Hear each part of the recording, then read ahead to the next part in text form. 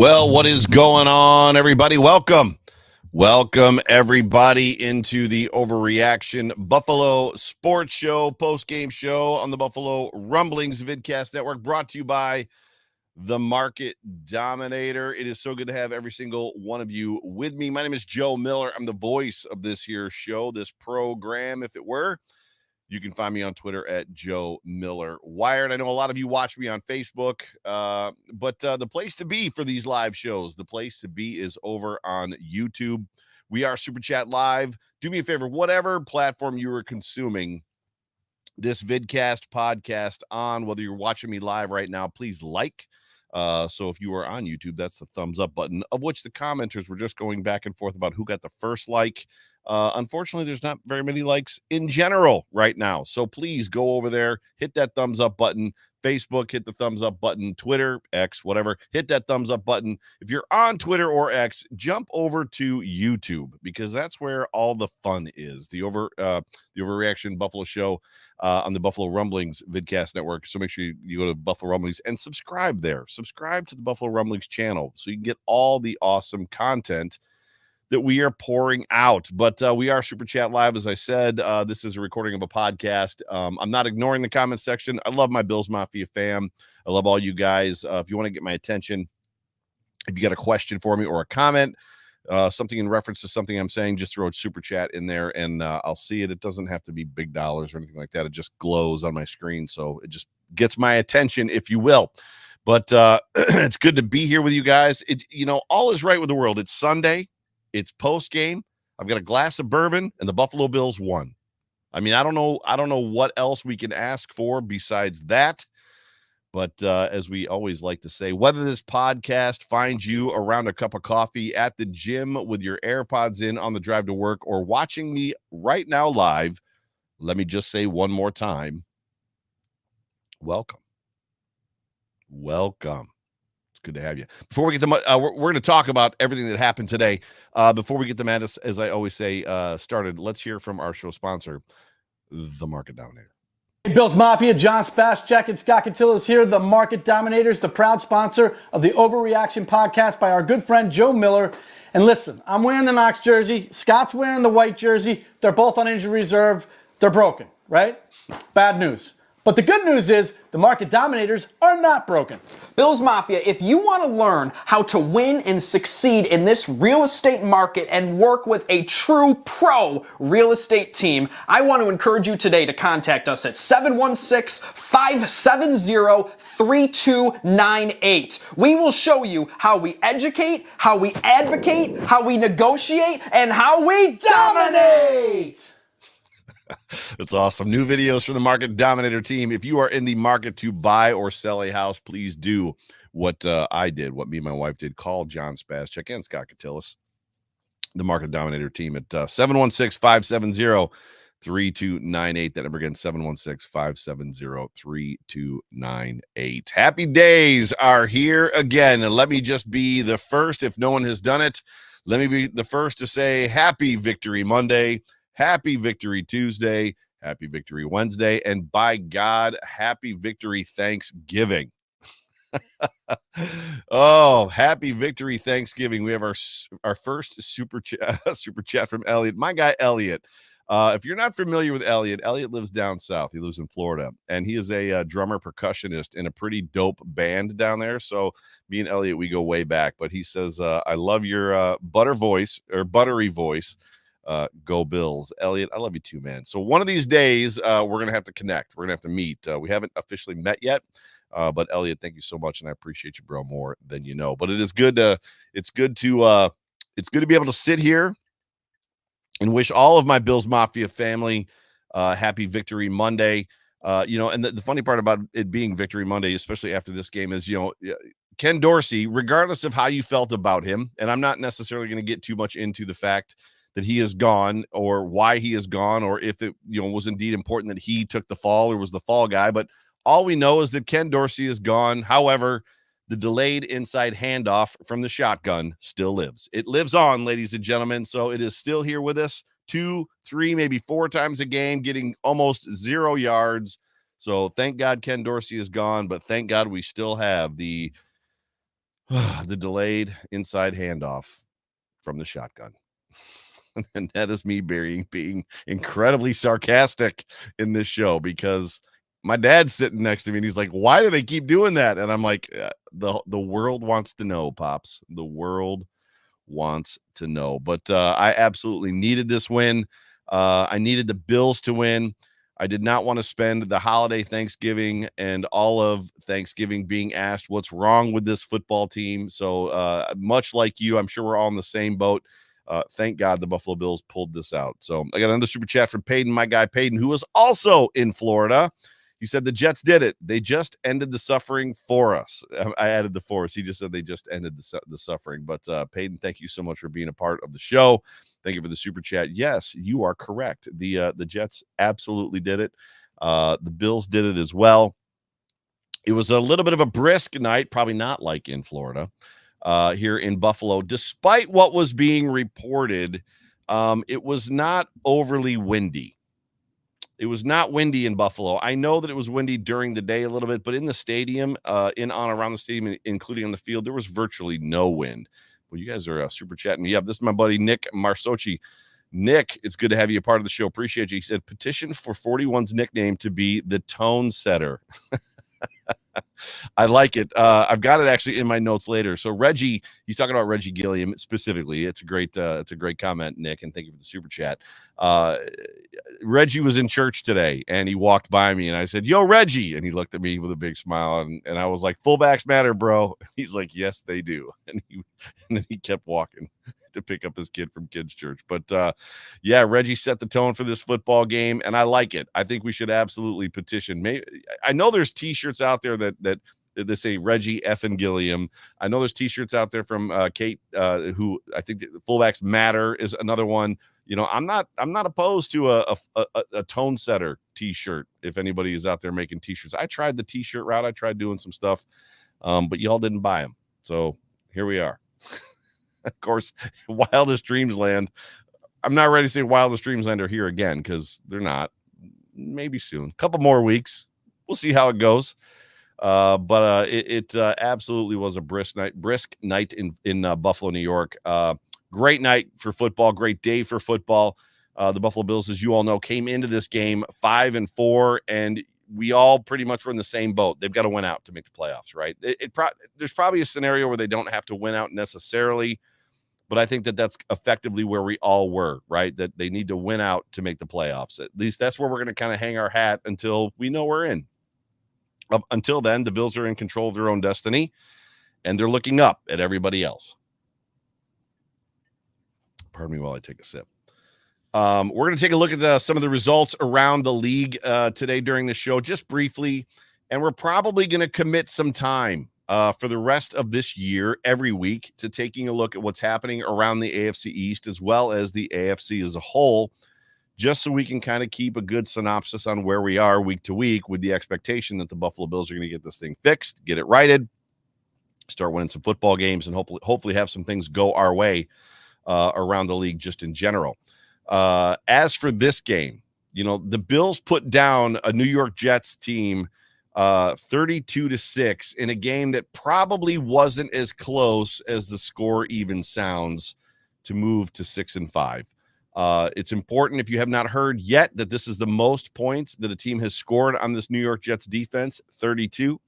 And, you know, the Buffalo Bills, they did what a playoff team is supposed to do. They beat an inferior opponent. And make no mistake, the Jets are not a good football team. They've got a great defense. They've got a very good wide receiver. They've got a running back in Breece Hall that the Buffalo Bills seem to lose track of every single time they play him. But they're not a great football team. Zach Wilson is just bad. He's just not a good quarterback. You got to wonder what their season may or may not have looked like with Aaron Rodgers if he had stayed healthy. Yes, the Jets have been a little bit of trouble for some teams, but for the most part, the Bills did what they're supposed to do. They did not play down to their opponent. We don't have to hear this week about how the Jets gave them their all because, you know, they run, you know, for the 4:30 game national window, Romo and Nance, and wanted to show the world what they had against the Bills. The Bills went into our own stadium, brought the Jets in and basically just curb stomped them. but you got to wonder, right? I mean, you watch a football game like that. The Broncos are on TV right now. Some of the other games that were out there, and you just got to wonder what the Bills' record could be, right? What would the Bills' record be right now? Or could they be 7-3, right? Could they be 8-2 in first place of the division? You don't have to think about it long. It's not where we are, right? It's just not where we are. So, but the Jets coming into this football game, they're 4-5. And like I said, they've been trouble for some teams. One of the best defenses in the league. I think they're third. Are they third in passing or third overall? They're just really, really, really hard to play against. But again, Zach Wilson kind of being the bane of the existence for that football team. I don't know how that kid's an NFL quarterback, to be honest with you. And I don't know how Robert Saleh continues to stick with him. And he benched him in this football game again. And you got to wonder if he's going to come out tomorrow and be like, Zach Wilson is our quarterback. I don't know. I don't know how long they can keep this going. I mean, there's a moment where you got to wonder if the third string guy, I don't know his name, number 7, if they just feel like there's no confidence at all in him. But there's a lot of backups playing in the NFL. There's a lot of guys that are trying to make jobs for themselves. I just don't know. I don't know where this road goes for Zach Wilson. This isn't a situation of like, things are better in another city. Greener pastures are out there. He's just not good. He's just not a good quarterback. And it bewilders you on how the Buffalo Bills lost to him week 1. Yeah, it just is what it is. But the Dolphins did, however, win again, beating the Jets, put the Jets firmly in third place in the AFC East. The Dolphins won today, beating the Raiders, moving to 7-3. Still one game ahead of the Buffalo Bills. Our conversations are so different right now. The teeter that totters feels so different right now if the Buffalo Bills had beat the Denver Broncos last week. If the Bills had beaten the Denver Broncos, we would be 7-3. Or I'm sorry, 7-4 right now. 7-3, 7-4. Yeah, 7-4 right now. And we would be in first place to the AFC East rather. With the Dolphins, a half game behind us, nipping at our heels a little bit. You're still in a position where you've got to win every single game you can win because the Dolphins are coming hard and charging. But at the end of the day, they dug this hole. We dug this hole for ourselves, right? And there's a hole inside the hole because all of our losses have come against AFC teams. But here we are. The Buffalo Bills in this football game. I feel like, I feel like they got lucky early and in a good way, right? So many times this season, bounces have just not gone our way. Tip balls have not gone our way. Even on the Jordan Poyer interception that was called back, to see a ball get tipped up and for one of our guys to come down with it was great. But, Reggie Gilliam, I tried to say set the tone early. Reggie Gilliam, as we've already talked about in the comments section, set the tone early. First, like on the kickoff, came down and just thumped the ball carrier, which was freaking fantastic. Fumble, and the Bills, 4 plays, kick a field goal. But regardless, they came out hot, they came out hard, and they took the lead early in this game. But that wasn't just the only kind of spot where the Bills were not getting lucky, but like where the ball was bouncing their way. In the second drive that the Buffalo Bills had, Stephon Diggs fumbled the football, had the ball stripped out of his arms, and the ball consequently immediately shot out of bounds. And he was probably 10 yards from the sideline, and the ball went out of bounds. It was a very much from the stands, from the stadium. I sat there going, oh, he had to be down. So I wasn't too overly worried about it. And then when they showed the replay, he was clearly not down. And then it's like, oh, we got away with one there. So that was freaking fantastic. But, the Bills got up early with 2 field goals. The first drive on a short field, second drive, 14 plays, 58 yards in that second drive. The Bills, I don't want to say that they had their way with the Jets. And I don't want to go as far as to say that, everything was working. It wasn't one of those games. You could still see that there were some bumps, right? There were some bumps in this offense. There were some things that they were still trying to work out, trying to figure out what does work. Again, the inside shotgun handoff, delayed handoff. They were still trying that stupid play. I don't know why they don't fire that play into the sun, but it's still hanging out there. But they went field goal, punt, touchdown, interception in the first half of this football game, which is, when you consider all things considered, and that interception, we'll talk about it in a second. If you take the interception off the board, field goal, punt, touchdown, that is the way the Buffalo Bills want and need to start. Aside from the fact that you'd like to have 7 points instead of 3s on some of those field goals. I'm not saying that they got to go TD, punt, TD, but field goal, touchdown, field goal, right? Touchdown, field goal, field goal, field goal, touchdown, right? I mean, it'd be nice to get 7 a little more often, but we'll take it. With what we've watched, with what we've witnessed over the last several weeks of football, it was great to see an offense that was confident. It was great to see an offense that was balanced. It was great to see an offense that, dare I say, was playing complementary football, to make Sean McDermott smile and all of Bills Mafia cringe. It was just really good to see them kind of get a little bit of that swagger back. It wasn't what I would call a full onslaught of energy. There were times in this game where the Bills lacked energy on offense, in my opinion, and one of those was a key point, a key moment we'll talk about in a second. But all in all, you've got to be happy with what you saw from this offense today. You've got to be happy with what you saw from Josh Allen. You've got to be happy with what you saw from Dalton Kincaid, James Cook, Latavius Murray, Ty Johnson, the new young guy. The offensive line, they just looked good. There's Khalil Shakir had a freaking fantastic football game. Yeah, all good stuff from this offense, and to do it against a very, very, very good defense. The Jets are just one of those teams. Not that the Dolphins and the Patriots aren't similar to me, but even knowing that we're going to be playing the Eagles, knowing that we're going to be playing the Chiefs, knowing that we're going to be playing the Cowboys, the Jets scare me more than those 3 teams because there's just something about the way they play against us. There's something about the way they've got our number. There's something about the way that we match up against them that it just, more times than not, it just doesn't go our way. They've been Josh Allen kryptonite. Wearing green is the proper color for that football team because they've been Josh Allen kryptonite for a very long time.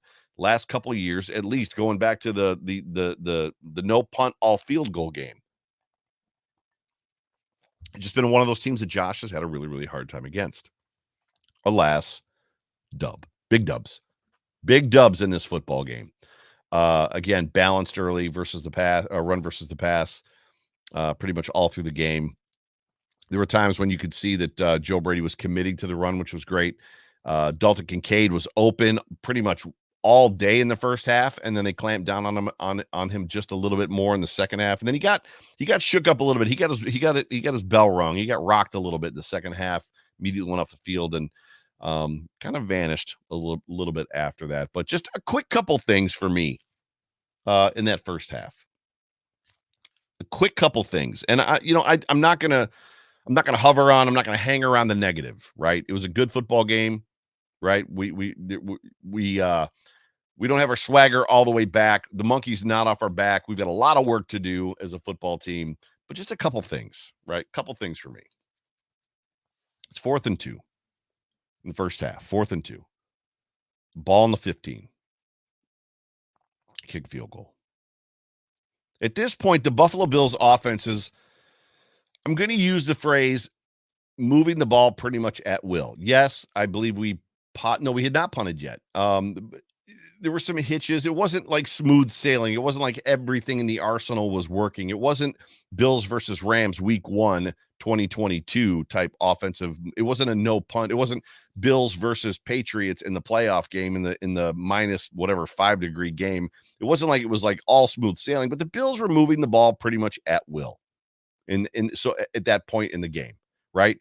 4th and 2, ball in the 15, kick a field goal. Now, I don't know what Sean McDermott was thinking there, because the Buffalo Bills defense was also smothering the Jets offense. At that point of the football game, the Jets offense had 7 total yards. 7 total yards. I believe they had, what they have, it was like minus 2 yards passing and 9 yards rushing. 7 total yards. And by 6 minutes left in the first half, that number had actually gone down to 0 total yards after that field goal on 4th and 2 from the 15. Just wildly perplexing. And then there was another time in the game, and I don't remember, I can pull up the play-by-play, where it was like 4th and 4 or something like that, or maybe it was 4th and 2 from the 48 or the 45, and the Bills went for it and got it. But I just this was a moment for me where, like, the amount of energy that you could give your football team, the amount of confidence that you could build back to your offense as a head coach, the amount of opportunity that you had to basically say, I see you guys. I see the work you did this week. I see your response, right? Let's go out there and let's get this thing. Instead, we're going to kick a field goal. It's just odd. Super odd. And then another one of those moments was after the touchdown, not going for 2 to make it a 3-possession football game, to go up, instead of going up by 16, going up by 17. And as much as I know that's potentially for some people splitting hairs, 3 possessions is a big deal. 3 possessions is a big deal, especially, when you're talking about a football team that has a tendency to let teams hang around a little bit. There's things that you can do, little things as a head coach, little things as a team, little things as a coaching staff that you can do to help yourself and help your team. And I just feel like those were kind of 2 of those moments. And then on the last drive, we talked about energy, that the energy wasn't there, in my opinion, for the whole. I was at the game, and I don't know how it translated to television, but there was moments in this game where it just felt like the air kind of had left the stadium, and like all the momentum that the offense kind of was carrying was gone. One of those was the last drive for the Buffalo Bills offense. There was just an incredible lack of energy from the guys on the field, from the play calls, from the guys on the field. There was 45 seconds left when they got the ball. I don't remember exactly where they were, 25, 30, 35. It doesn't really make a difference. 1-2 plays, right? You get those first 2 plays kind of out of the box, and then you kind of see where it goes from there. And what good football teams do, what good football teams do in moments like that is they run that first play, they run that second play. If it gets them where they want to go, then they press, right? They rush down the football field and they try to score. If they don't, good football teams generally at that point kneel on the football. We got a big lead. We know we just gave up some points, but those points were just kind of like trash yards, fake field goal, penalties, and some other stuff like that. It is what, and they missed the extra point. The other team did, the Jets did. So we're just going to take, that little bit of a kind of, that counter punch that they gave us. We're just going to take it in the locker room. Not a big deal. Not worried about it. We're just going to kneel on it. Instead,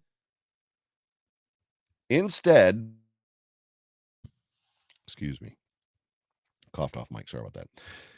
Instead, what the Buffalo Bills do, the second to last play on that drive, with 7 seconds left, Josh Allen scrambles, like runs. It's like, I don't know if it was a design run play or if it was something he just pulled. Where is he going to go in 7 seconds? He's not probably going to rush the ball into field goal territory in 7 seconds. The best thing you hope for there is that he potentially runs the clock out, maybe, but then he goes down and they call a timeout with 2 seconds left on the clock. And the very next play, I'm yelling, and there were people on Twitter that were like, oh, sure, you were calling for him to kneel on the ball. I'm yelling from the stands, like, kneel on the football, kneel on the ball. Let's just go to the half. But they attempt a Hail Mary pass, of which Josh Allen has to break out to his left, trips a little bit, throws the ball back across his body. Again, the wind was not a factor in this moment. The wind was also not a factor in Tyler Bass's missed field goal. There was no wind in the stadium. I've got pictures I can send you to prove it. Pictures of the flags on the goalpost, pictures of the flags at the top of the stadium. There was barely any wind. It would kick up momentarily and not even like to a stiff breeze. It would just kind of like blow a little bit. It wasn't that big of a deal. Throws the ball down, it gets intercepted, and the dude returns the football. What was it, 40 yards, 45 yards? And now I'm not saying that it was a moment of like all of our hearts were beating out of our chest, but it was just incredibly unnecessary. It was untimely. It was unnecessary. And it just didn't make sense. And I know that some of you out there, some of the mafia, some of the people listening to my voice is like, well, I'd rather they at least try something. What if they throw it down there and get a pass interference call? Not going to happen. What do we know about Hail Marys? What do we know from the Buffalo Bills and Hail Marys? Where basically the Bills defenders tackled guys in the end zone and let the ball hit the ground. They're not going to call it. especially that garbage officiating crew. And if they did call it, they'd probably stop the next play and say, after further review, there was no pass interference. I digress. I'm going to talk about the refs here in a little bit. It was just the refs were awful. Like not due to causing a win or a loss. They were just incredibly inconsistent and just terrible. They were horrible. The team lacked energy at times. That was one of the times, but those were three things for me that just didn't make sense. Like I just didn't understand what was happening. From a coaching standpoint, there was an opportunity for the Bills coaches to almost help their guys. In two of the cases, help them. And then in the last case with the interception, help keep from hurting them. And it was interesting to me as well in Sean McDermott's post-game press conference. He said that interception at the end of the first half that never should have happened, which I thought was very telling. Now, there's a lot of conversation around how much control, how involved Sean McDermott is in the offense, in the defense. We know that he's calling the defense. He's the defensive coordinator, but it's special. Like, how much control does he have? And then comments like that one from him in the post-game pressers come up, or in just his pressers in general.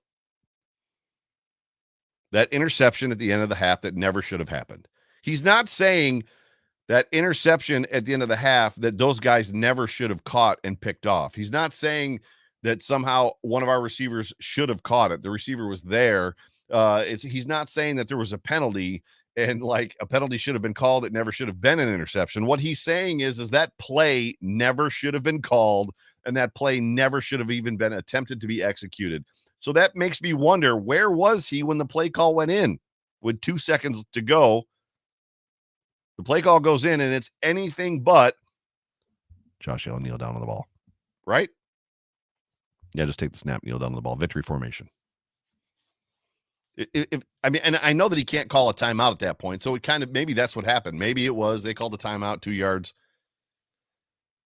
I don't know. Total speculation. And of course, it doesn't come up in the post-game presser because none of those guys asked those questions. Like what? Like I said. Real question. That's a real question. What were you thinking? Coach, you just said, I don't know why all of a sudden I'm going to scratch in the back of my throat. I'm sorry. Coach, you just said that end of the half interception that never should have happened. So what was the thinking there when there's 2 seconds left, right, in the half? You're up by whatever you were up by at that point in time. What was the thought in that play call? Maybe he would have answered the question. Maybe he wouldn't. It was just strange to me. But coming into the second half, the Bills get the football again. They go 8 plays, 75 yards, score a touchdown on a 4th and 1 screen pass to Ty Johnson, who took the football 28 yards down the on 4th down to score, to get it in the end zone. And the stadium was electric at that point, just to see a guy that everybody's like, who's that guy? Really fast, tiptoeing the sideline as he's making his way down the field on 4th and 1. It was a great play. It was a great play call. They executed it. The Bills offense executed it perfectly. And that young man got the football in his hands and went to work. And not that there was no looking back at that point. The game was already out of reach for the Jets. Obviously, the Jets only scored 1 touchdown, 6 points with a missed PAT. But that was pretty much the moment where my sigh of relief came. The exhale came. Okay, this game is over, right? It's like, oh, this game is over. We're going to go back up by 3 possessions. Then Tyler Bass misses the point after attempt, and we're only up by 2 possessions. Damn it. What in the world is happening? This team, my goodness, this team. Listen, the Buffalo Bills were in control of this football game the whole way. So please don't misunderstand. In control of this game from the opening kickoff when Reggie destroyed that dude and caused the fumble and set the tone to Nick's point. In control. But I just needed them to, I was at the point where I needed to see them put the Jets away. Not that they weren't going to put them away later in the game, because they did. But I was just eager to see the Bills impose. We've talked about that word a lot on this show over the last couple of years. We needed to see the Buffalo Bills impose their will on them as soon as possible in every waking moment. It's an inferior team. They're on the ropes. You're playing very good against them offensively and defensively. They had several chances to do it. They just couldn't. And there was just one more moment. And I just remember sitting there like, this team, man, this is what they do.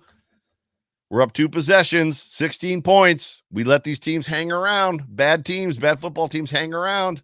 It's early in the third quarter. Luckily, it didn't happen. Didn't go down that way this time, fam. Didn't go down this way or that way. And I'll be honest with you, when you look at what the Bills have done collectively over the last, we'll say over this season, because there's been high points, a couple high points, Dolphins game, Washington game, right? Raiders game. Been a lot of low points. Giants game, even in a W, Denver game, like just a lot of the first Jets game. Righting what is wrong sometimes takes time, right? I'm going to say that again. Righting what was wrong sometimes takes time. It's not a matter of we swapped out one dude, Brady, Dorsey for Brady, Brady for Dorsey. And once we swapped him out, it was like magic. Oof, everything is different. The world is better. The offense is like back to 2020 when Josh Allen was a freaking monster with Brian Daboll. Sometimes that's not the reality. That's not the story that gets written. This was a very, very large step in the right direction, in my opinion. But sometimes righting the wrong takes a little bit of time. And this was some time that we needed to take. And I'm very much good with that. In the end, the Buffalo Bills did exactly what they needed to do. The offense executed very well. Josh Allen played, dare I say, great, aside from one interception. Sure, he didn't complete every pass that he threw, but he played very well.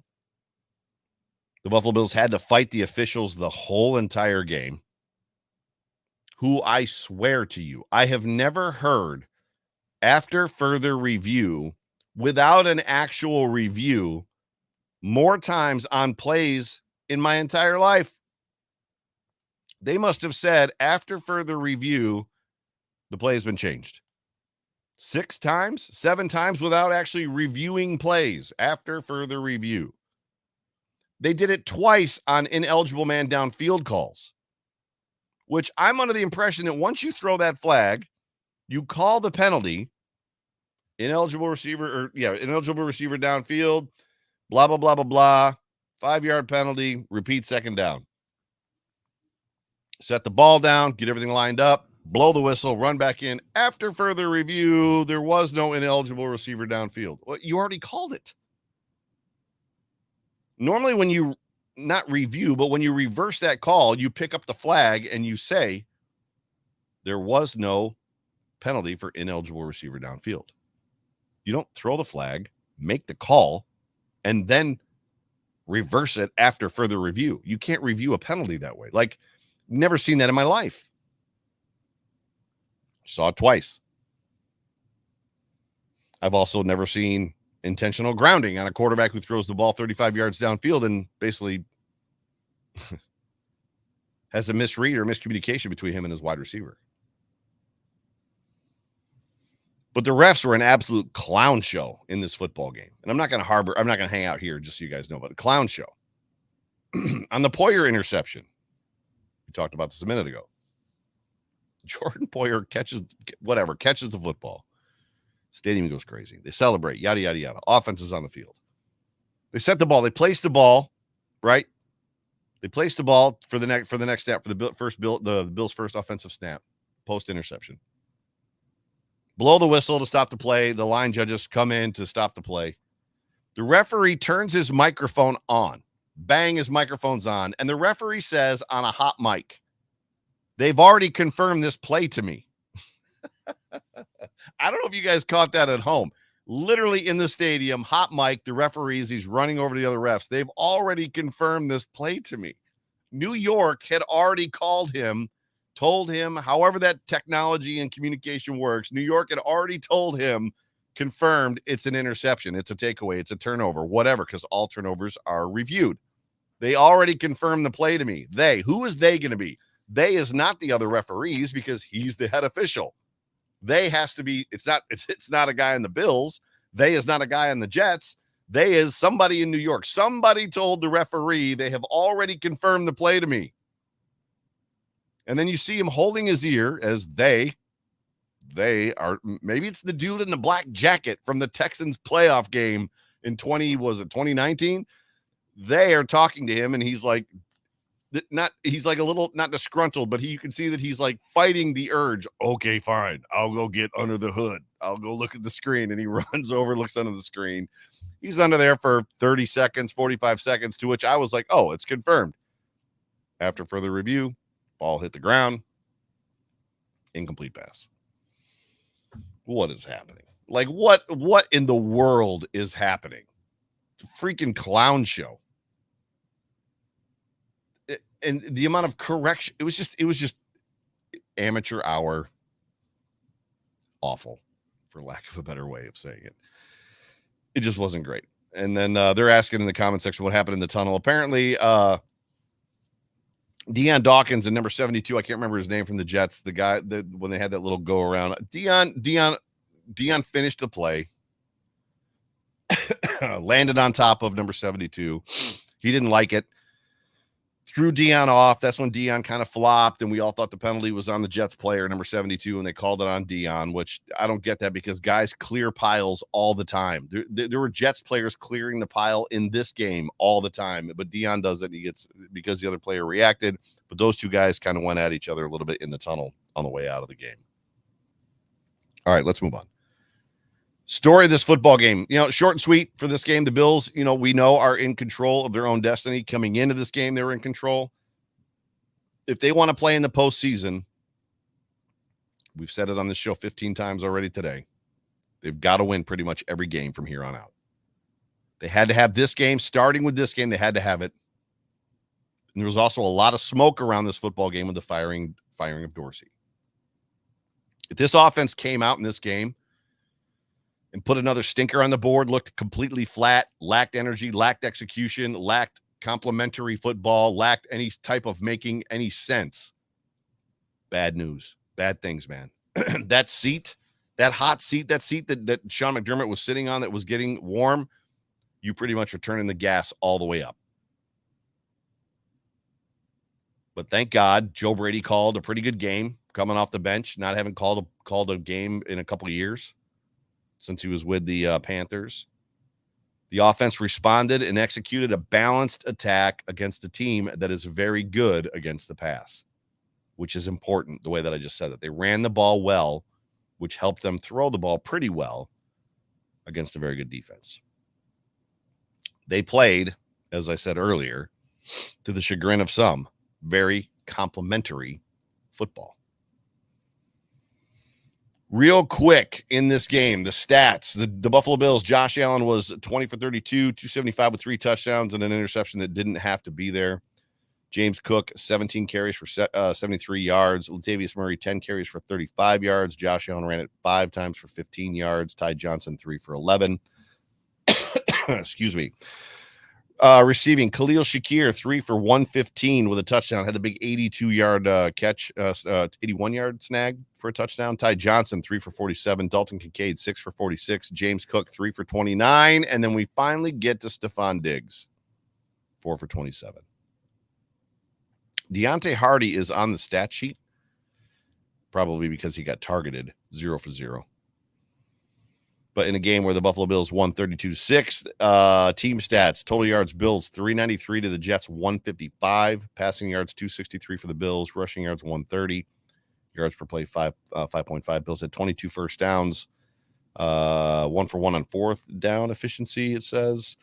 I don't think that's right, but I could be wrong. 3 punts, 1 sack allowed. The Bills had 6 sacks actually on the Jets. The Jets lost 2 fumbles, and Rasul Douglas had 2 interceptions. Rasul had a game. Brother had a game.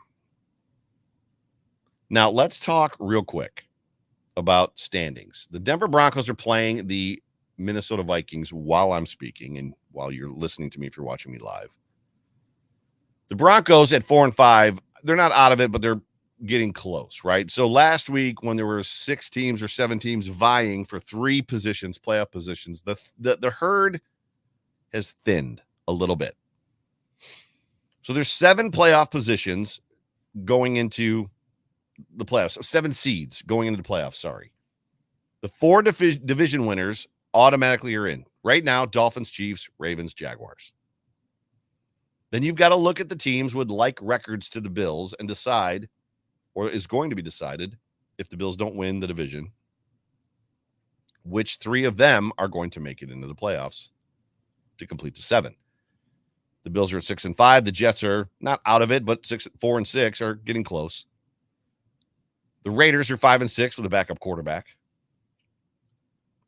The Browns are 7-3 with a backup quarterback. Best defense in football, but a backup quarterback.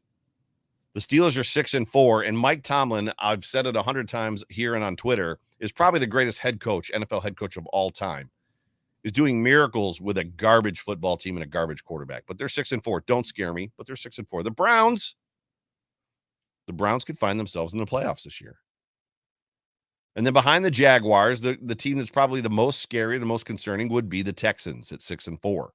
CJ Stroud, who is not only playing like the NFL Rookie of the Year, but maybe the NFL MVP.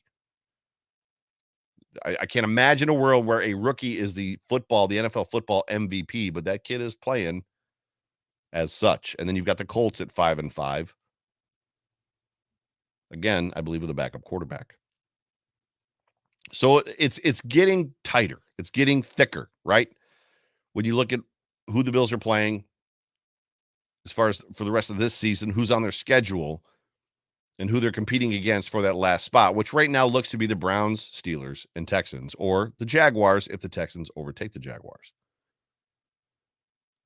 Work to be done. At the end of the day, the Buffalo Bills can't allow, right? They can't allow it to get away from them. They can't be in a situation where they don't win out and they find themselves on the wrong side of this thing. So that's where we are from a standing standpoint. And again, we're going to talk about this pretty much every week going forward until we know if the Bills have secured a playoff seed. Dude Awards. Working right through my notes in this show. It's like everything's back to normal. I'm back in my studio. I'm not traveling. It's evening time after Bills' victory. I've got a little glass of bourbon. It's fantastic. Go Bills. Victory Monday's upon us.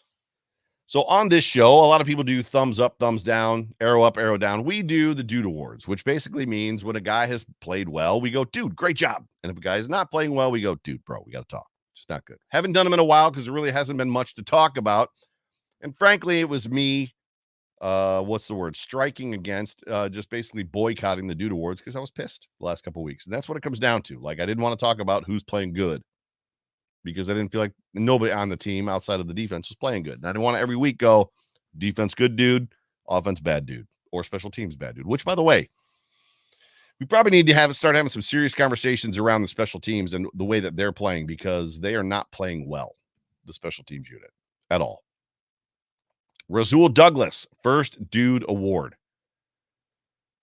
Ending the Buffalo Bills' 6-game interception drought with 2 picks. And the first pick that he had was a contested pick. He took the ball away. It was freaking fantastic. But not only did he have 2 interceptions, he had a fumble recovery. He had a couple key pass breakups. Rasul Douglas had himself a game and basically made whatever Brandon Beane sent to the Packers for him completely worth it. Not only do we have him this year, we've got him next year. And he's a guy that you want to see probably hang around for a while. Rasul Douglas came to play in this football game. You can tell that he fits well in the system. He's probably going to fit well, continue to fit well in the system. But yeah, Rasul Douglas played well. James Cook, I felt, got one of my Dude Awards. He has played since that fumble where they sat him down because they made him take the blame for, I guess, all of the team's bad play. Since that fumble last week, James Cook has been playing lights out. He has just been a man on fire. Josh Allen gets a Dude Award for me today. Kind of a bounce back Dude Award. The defensive line. Leonard Floyd is a man that plays with his hair. I couldn't imagine what it would be like to see Leonard Floyd Von Miller, Ed Oliver, and Daquan Jones lining up together on this defensive front. Like a healthy Von Miller, right? Leonard Floyd, a healthy Daquan Jones, and Ed Oliver. Give me that 7 times a week. Like, that's what I want to see. But we're not going to get it. Maybe not this year. So hopefully next year we'll get it. I think Leonard Floyd, though, is on a 1-year contract. We'll see if he decides that he wants to come back to Buffalo. But the defensive line for me, all of those dudes get a dude award. And then honorable mention, Khalil Shakir with the 81-yard, I think it's 81-yard touchdown, longest touchdown in the 2023 season in the entire NFL.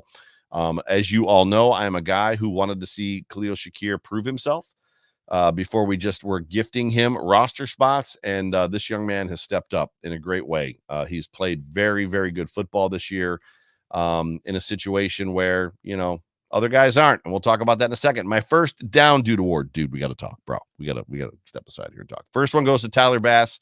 I'm sorry. I know he missed 1 PAT. I know we won by 26 points. The reality is kickers can't miss point after attempts. You just can't do it. So Tyler Bass is going to get my first down dude award. My second down dude award is going to go to Gabe Davis, who I think I'm going to rename him Ghost Davis. Where does this guy go for entire football games? There was a time that I believe that maybe he wasn't in the route, right? He wasn't the guy that the ball was supposed to go to. Bro didn't even have a target in this football game. Like in the last 3 games, I think he's got 2 catches. Gabe Davis has to be better if this offense is going to work. Otherwise, get him off the football field. Let Trent Sherfield or somebody like that has a similar stature to him take those number 2 reps. Can Trent get open? I don't know. Clearly, Gabe can't. He's not in a position where Josh can see him or find him. Ghost Davis is where I'm going with this right now. And then my last down dude award goes to the refs, who we already kind of have decided were absolute garbage in this football game. After this football game, I posted on the Overreaction Buffalo Twitter handle, which if you are not following, you should run right now and follow the Overreaction Buffalo Twitter handle. I said, Joe Brady, victorious in his first game as the interim OC. How's that win got you feeling, Bills Mafia? Reading your tweets live on the Overreaction show tonight at 10 p.m. First one comes from Peyton, my guy Peyton at Peyton. It's much more than a hunch that this group must somehow form a family, and they've all become the Brady Bunch. And he's got the Brady Bunch squares with all the guys in there. Freaking fantastic. Richard Rush, my guy Richard R. Rush 2. The Bills looked a lot better. Look like a lot better team with Joe Brady calling plays. Time will tell. That's absolutely true. Time will only tell. Pamela, my girl at Pamadonna, who's in the chat. Me again. Hi. I think that's a Taylor Swift. Hi, it's me. I'm the never mind. Different thing. Sorry, my bad. This win couldn't have come at a more perfect time. They've been crap, she says. Their confidence is low. They needed a big win to remind them of who they are going into the next several weeks of really tough teams. I like that they are getting their second wind at this point. If there is a time to come together, if there's a time to play your best football, Pamela, you are right. 'Tis now. So that is very good. Jonathan Dates at JNS Dates. I know it's only one game, but it felt so much easier on offense this game. It seems like the game plan focused on exploiting the Jets' weaknesses instead of trying to become something they aren't. As a result, Josh was able to trust the plan instead of forcing things. I like that. That's a great take, Jonathan. Thank you for being a part of the show. Karen at Karen Free Josh Allen at Go Sabres Bills. Hashtag Wildest Dreams Land back on. Not yet. We're gonna press pause on that, Karen, for maybe next week. The Buffalo Bills come out and beat the Eagles next week. Wildest Dreams Land is back on.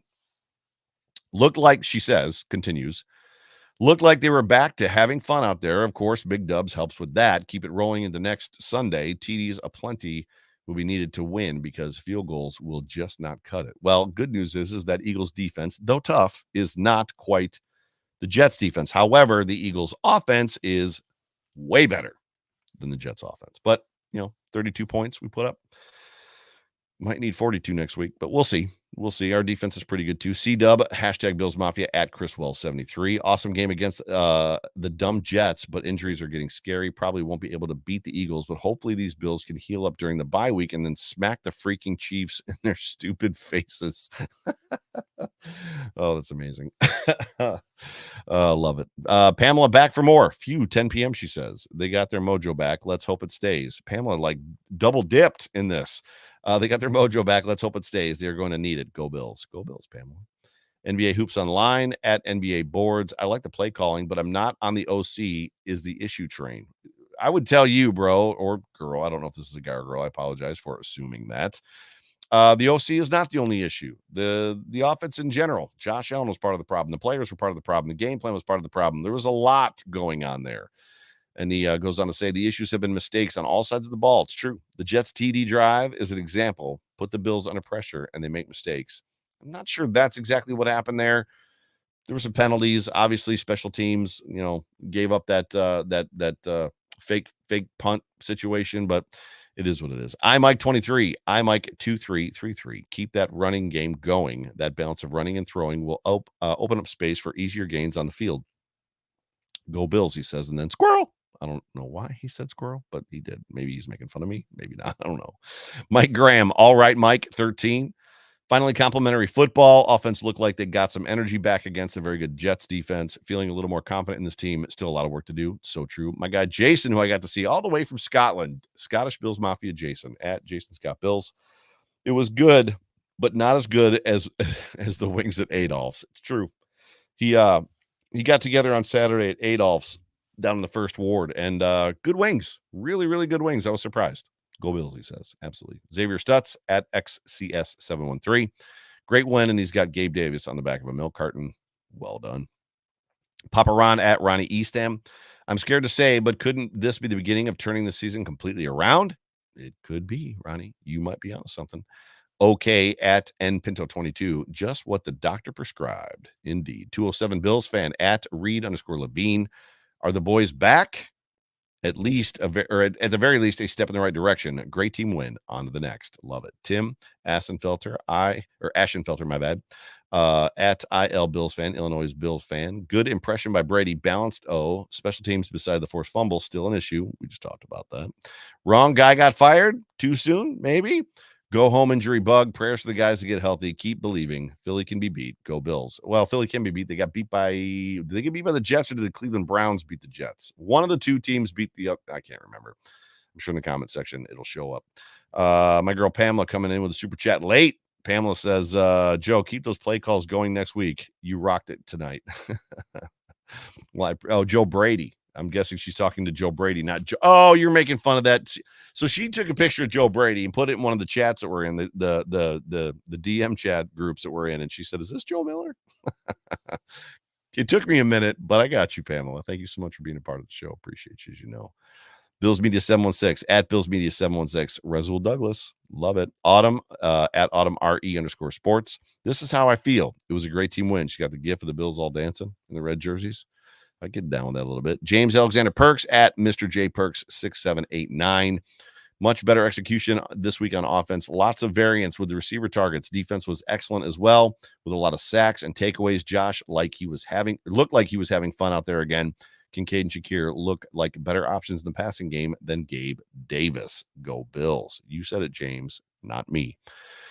Me at M knows stuff. Or M knows truth one game ? Just wait until there's some film on this offense. You'll be calling for his firing by the season's end. I don't know who this guy is, but I don't think we're going to be calling for an interim offensive coordinator's firing. We're probably just going to let the season play out there. Me.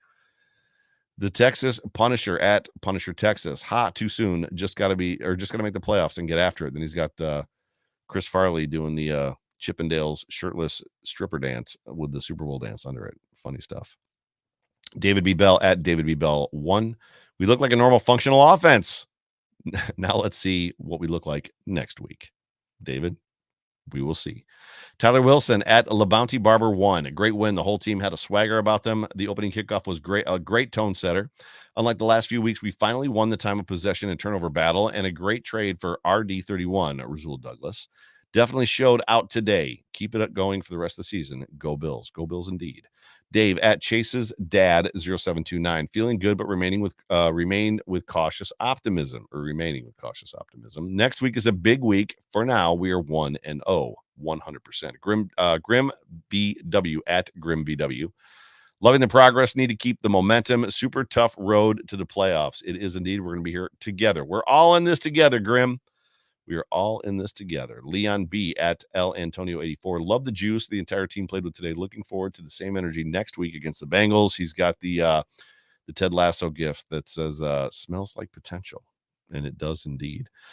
Mrs. KCB at Ophelia AFL or Ophelia FL, Ophelia, Florida. Glad for the win, but there's still a tough road to hoe, she says. Adam has a little gif of a dude dancing, skinny guy dancing. I think that's Norman Reedus in that gif, but I'm not exactly sure.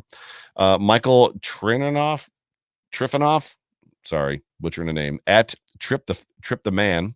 Happy for him, but pissed at McDermott for wasting a large portion of the year. I get it. Cameo Chicheris. Hey, it's Camo. Cut down the rope. Let's see what holds next. Let's see what next holds for us. Jim DeMarco at James M. DeMarco. Ask us after next week's game. So he doesn't want to know about this week, how we're feeling. He wants me to ask him next week. Well, you will be asked next week, win or loss, how you're feeling, Jim. So I expect to see you back here. Juice at Juice_tastic. He's got Will Ferrell from Old School. We're going streaking. So yeah, apparently he's really excited. Michael Mix at Adirondack Mike 7. Finally, they woke up. They should have fired Dorsey after the Bengals playoff loss last season. You might be onto something. David Meadows at TFN Comic Book. He's got the woo gif from wrestling. That's not too bad. What do we got here? I think I've only got a couple more for you. Brandon 6-5 at BK Nickley. He's got a dude running through a wall. Doesn't take much more than that, ladies and gentlemen. A dude running through a wall is how a whole lot of folks feel after that football game. Indeed. Ladies and gentlemen, it has been a pleasure to hang out with you this post-game Victory Sunday, soon to be Victory Monday, Tuesday, Wednesday, Thursday, Friday, Saturday, until next Sunday, here on the Overreaction Buffalo Sports Show. My name is Joe Miller. I'm the host of this here show. This show is brought to you by the Market Dominator team. John Spaschek is the leader of that team. Please, if you are in the market for a new home or to sell or buy or whatever, and you want to call the right guy, you want to call the right team, call John, 716-570-3298. And we are, as always, right here on the Buffalo Rumblings Vidcast Network. It's so good to have all of you with me. Appreciate you guys. I'm getting you out just under an hour. Not too bad. But yes, good times are here again. Enjoy this win. Enjoy this week. Walk around with a smile on your face. And to everybody that can hear my voice, happy Thanksgiving. Know, beyond a shadow of a doubt, I'm thankful for you. Appreciate you guys. Go Bills.